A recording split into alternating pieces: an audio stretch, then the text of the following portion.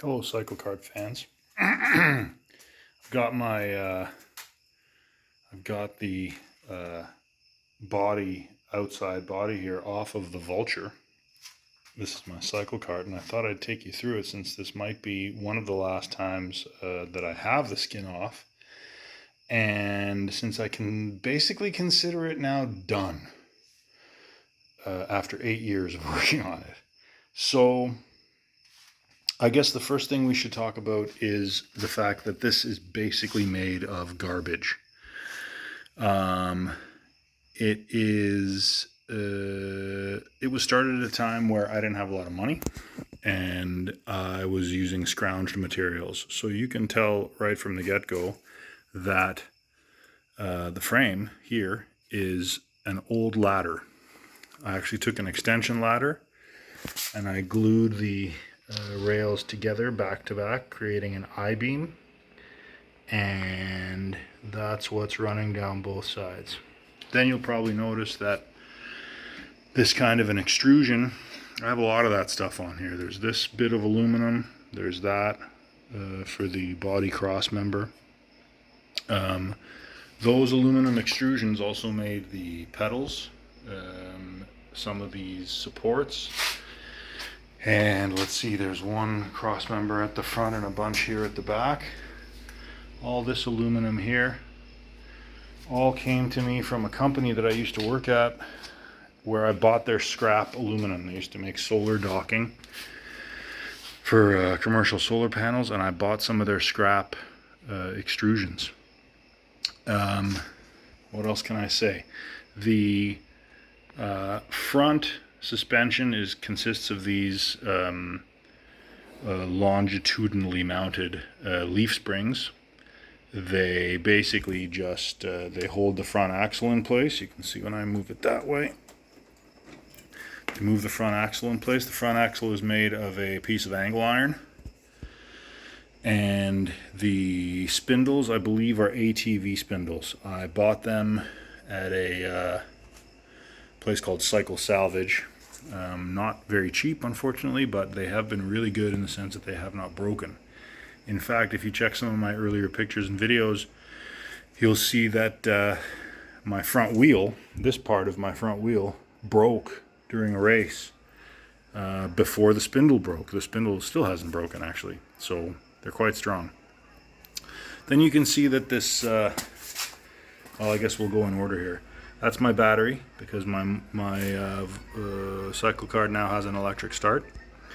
And on this side is my throttle pedal, which runs it's a steel linkage to a steel wire linkage, which runs back to the motor. And then on this side is my brake. I have basically a go-kart hydraulic brake cylinder here. Here's my reservoir for brake fluid, and this is my brake pedal. It's quite a good system, actually. It works really, really well now. I had some problems before I replaced this with some newer parts, but yeah, the brake works really, really nicely. And it is mounted down here on these rather heavy-duty brackets with bearings in them, actually. Not that it needs roller bearings there, but I had them laying around, so I put them in there. The other thing you can see is that the steering is your pretty standard Pitman arm steering, but it does have a bit of a interesting touch in that it's got this joint in the middle, a U-joint, I guess you could say. I built this myself. The steering shaft is a sort of alternately a piece of square aluminum, which I drilled some holes into, and then aluminum tube. If I had some money at the time, I probably would have made it out of one aluminum tube until it got to this point. And at this point, I have this hinge in it, and that hinge is basically designed to try and minimize something called bump steer. So I've got my steering shaft here. It comes down to the Pitman arm right there, and then it goes, the front of it, to hold for stability, goes to this, what used to be the front of like a little child's scooter. And the whole idea behind this system is that when you push down on or when the wheels go up and down, the axle, instead of pushing these arms out, making the steering geometry go wonky and your car become less controllable, the front axle can sort of go back without pushing the steering arms back, perhaps as much as it would otherwise if it was attached at the front of the axle solidly. So that's kind of how I conquered that problem. I don't know if I conquered it entirely, but it does handle very, very nicely. And I have to say I've had it up to, you know, about as fast as you want to go with a cycle car, about 50 miles an hour. That's 80 kilometers for you Canucks or Europeans. And it does actually handle really, really nicely. So I think it's a bit bizarre, but it was, in my opinion, worth doing, and it seems to work. As long as these screws stay where they're supposed to, and nuts. And so we're gonna, I think, take the Vulture out for a thrash later this week, maybe tomorrow afternoon, and see where it comes out, see what bits fall off. Anyway, moving on, we come up to sort of the cockpit area. My seat arrangement is quite basic. I have here I have a seat. This used to be from a forklift, and I found it at, believe it or not, at a garage sale. I got a lot of this stuff at garage sales, and I reupholstered it just this year in blue.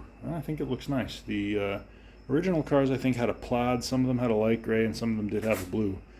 There's a guy named Lodfink, I hope I'm pronouncing his last name right. He built a W154 Cyclekart, and he found the perfect color of blue. I didn't quite, but his is really, really nice. Here's a shot of the steering wheel. I made that steering wheel from some wood that my father-in-law donated. I think it's rosewood? I can't remember. But I put it on I sort of rigged up a routing table to make it circular, and I didn't do the thing where you make a blank or a shape out of the metal that actually does the wheel as well. These are individual spokes mounted back here. I'll take the steering wheel off in a second. These are individual spokes mounted to a wood wheel. What I did was I actually did this in two halves. You can see where the seam of the wood comes together here. What I did was that I did essentially 4 quadrants. So front top, front bottom, back top, back bottom. And then I rotated them 90 degrees so that the wood grain would go in the opposite direction when I glued it together. So in any direction you have two different directions of wood grain, which does make it stronger. It's a bit thin. It's correct in terms of the proportion, and it does work. I find it a little bit, I don't know how to put this. I don't trust it with all of my force, but so far it's good and it hasn't broken. And my quick release was actually something that I also built myself. I just have this little screw here. I've got this little push button quick release, and that screw there, where is it? There it is. When you push down on that, you essentially push that button out of the way, and you're able to pull the steering wheel off. These are basically two, I guess, axle collars that have a pre-drilled hole, which obviously I'm not using for its intended purpose, but this is how I put my wheel together. Then, to cover the screws, I put a big sort of brass washer, and I ordered this Mercedes-Benz logo, which I of course didn't put on quite straight. You'll notice a lot of things on the Vulture aren't quite perfectly straight, but then again, the Ferrari GTO the 250 GTO has one door longer than the other, so what are you going to do? There's my dash. It's basically just a aluminum plate that I cut into a shape and then did my best to mimic what the gauges for the car look like, and just printed them up on my computer and put them on there with a clear sticky paper. You can see that the weather has been at these things, so they're a little faded. If you bring it out in the rain, it doesn't really last very long. The sticky paper, that is. Then we go to the backrest. Backrest just basically moves out of the way like that. I've got this padding here so that, you know, when you are sitting in the car and you push against the backrest, that's a little more comfortable than just having a thin piece of wood there. Here's my electric start. Little Mercedes keychain on the key. And today I just put in this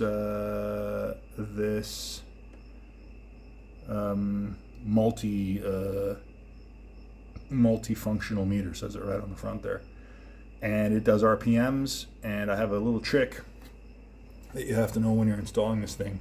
The instructions are wrong, so if you're installing one and you want to know what the trick is, shoot me an email or put your comments below and I'll tell you what I did there. I guess I can show you the clamshell arrangement for the rear engine cover. Basically it works like this. If I can get back far enough here, if you pull it, it kind of comes down that way, and then you lift and it sort of lifts and slides back at the same time. There's room for the exhaust, and you can get to some of the, you can't really work on it this way, but you can get to the engine. You can operate the choke when you have to. Obviously you can fill the tank this way. And if emergency arises, you could pull start it. Not that I really want to pull start it. That's why I have an electric start. So that's the clamshell. And then when you close the clamshell, you can see here, I hope you can see it, when you put that in its place and you close the clamshell is held down by these little, I forget what these are called. I bought two of them recently. And they just clip in like that, one on each side, and it keeps the clamshell from flying up. And I've had it on the trailer like this, going at about, 60 miles an hour, and nothing flew off. So that's a good test. I guess we, at this point, should talk about the rear suspension. Most Cyclekarts do not have a rear suspension. Of course, I had to be different, and I built one with a rear suspension. Now, how does this work? Let's see if I can get a good view from up here. You'll see that the yellow, let's see if I can do this, the yellow rails are the chassis frame rails, right? They're stationary. And then you have these two aluminum rails that come down here, and they're attached up here on this rather large threaded rod with a couple of big nuts and some big old rubber bushings. And they basically make up a swing arm, trailing arm. Maybe not a swing arm, maybe a trailing arm. And they come back here, and the rear wheels go through them. You can see it goes all the way through down there. And down here, if I can get a good angle on it, there's your transverse leaf spring. That's the leaf spring there, and it pushes down on this transverse bar that connects the two trailing arms. So when you press on it a little bit, I hope you can see this. It's hard to see now because I'm not able to get close enough, but you would see the chassis move up and down, and the trailing arm would absorb all the bumps via this spring. Some of you might be thinking ahead and asking, well, how do you keep this thing It's fine that it won't move this way. How do you keep it from moving this way? Well, down here, way down here, I don't know if I can even get close here, but hopefully you'll be able to see that rod there is my panhard rod, and it joins, put this thing out of the way, it joins the trailing arm at this end, right down there, and it joins the chassis at this end, and it's hidden way down there, and you don't really even have to, it doesn't have to be exposed to work, and it keeps the basically it keeps the back wheels from moving side to side. Had to learn a lot about how suspensions work because I really didn't know anything when I started. And so that's my rear suspension. Now the problem, of course, with the rear suspension is if the engine's attached to the chassis, how do you get the power to the wheels without throwing a chain? Because if you're running it with a chain, and your chain runs from the torque averter, which is on this side. I'll go around the other side now. Torque averter is on this side of the engine. And so the engine power goes to that wheel, and it spins this up, which tightens around this belt, and this belt begins to spin this pulley, and this pulley runs to a chain. But the chain usually, on most cycle carts, will run to the rear axle, which in my case is way down here. But this one runs to a sprocket that actually turns a shaft, if you can see it back, where is it? There, see that? That's a shaft, a drive shaft, that runs from a fixed point on the chassis, and it runs across to a point here with these two, unfortunately rather heavy pillow blocks, and these are attached to the rear swing arm assembly. And then with this chain they come to the wheel, and that's how they spin the back wheels. And that allows the rear suspension to move up and down without, and obviously because we're not living in a two-dimensionally perfect world, it's going to move up and down, and it's also going to twist a bunch, and it's going to do, you know, these types of things. And normally a chain would just come off of the sprocket if it were having to take all that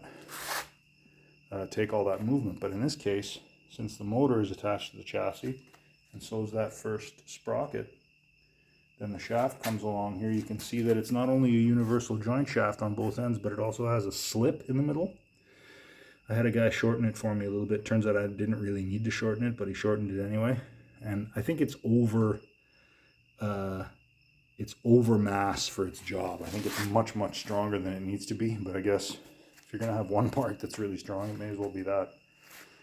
And they used to sell it at Princess Auto, but somehow it was discontinued. I wanted to get another one just in case I ever needed to replace it, but it's gone. So for you Americans, they might still have it at Harbor Freight, but it's been discontinued for stock at Princess Auto.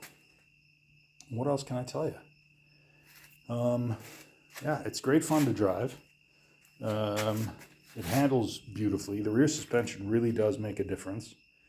It has some quirky, odd little features. For instance, these wood blocks that make up my sort of my mating from a go-kart hub to the actual wheel. They are a weird system, and a couple of them started to show some cracks, so I glued them back together, but otherwise they seem to be working pretty well, and I'm going to leave them on there. I've got replacement stuff if I ever need it, but I'm just going to leave those as they are until needs must, as they say.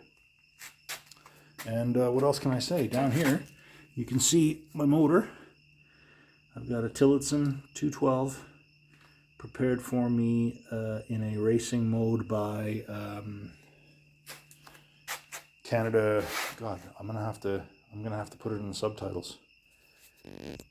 Canada Kart Way, I want to say. No, it's a Canadian company. They sell go-kart parts, and they put this thing together for me. And they did probably a 9.5 out of 10 job. The only thing I didn't like was that I had to screw around with the whole throttle assembly, and I had to figure out my own springs and all that stuff. So I kind of didn't like that, but otherwise they were really good, and they did a lot for me, and they gave me a lot of instruction. And what can I say? There it is. The Vulture Cyclekart, finally finished after 8 years, and here's a long shot. If you have any questions, feel free to ask. And yeah, happy cyclekarting, folks. We'll see you at the Elmhurst Grand Prix, and hopefully we'll have some nice videos of that coming up soon.